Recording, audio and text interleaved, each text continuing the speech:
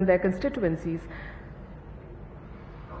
Yeah, but I think we focused on the negative side of technology, and technology does have its negative side.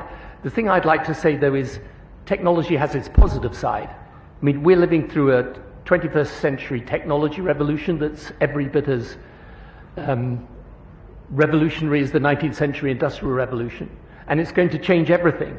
And basically, one of the great challenges of leadership today in politics is how do you harness the opportunities of that technology revolution?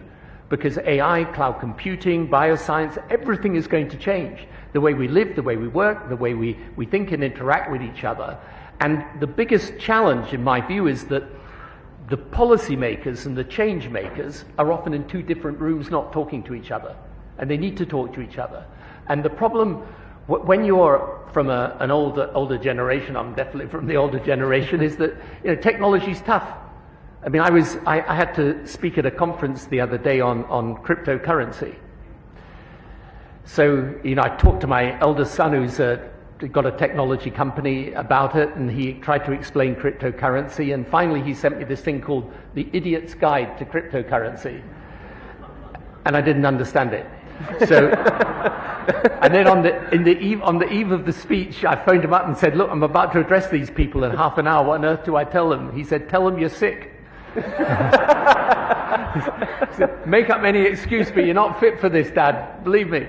But the point is, it is confusing, and it is in one sense frightening. Kevin's absolutely right. You're bringing up children in a completely new world where they're subject to all sorts of influences and so on. But this technology revolution is central, and it's one of the reasons why India's done so well in these last years. Because I think, Prime Minister Modi has understood the importance of it, and your digital ID program, I think it's one of the most important programs. I keep saying to people around the world, if you want to see an example of a reform that leads to real results and shows that government can work for people, look at India's digital ID program. It's been a remarkable transformation.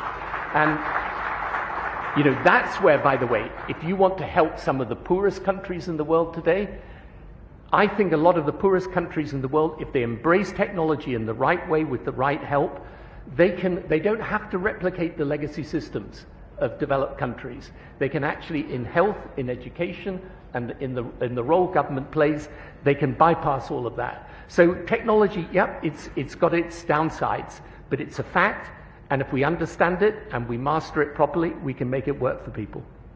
Dr. Jaishankar, was this a sort of a conscious leadership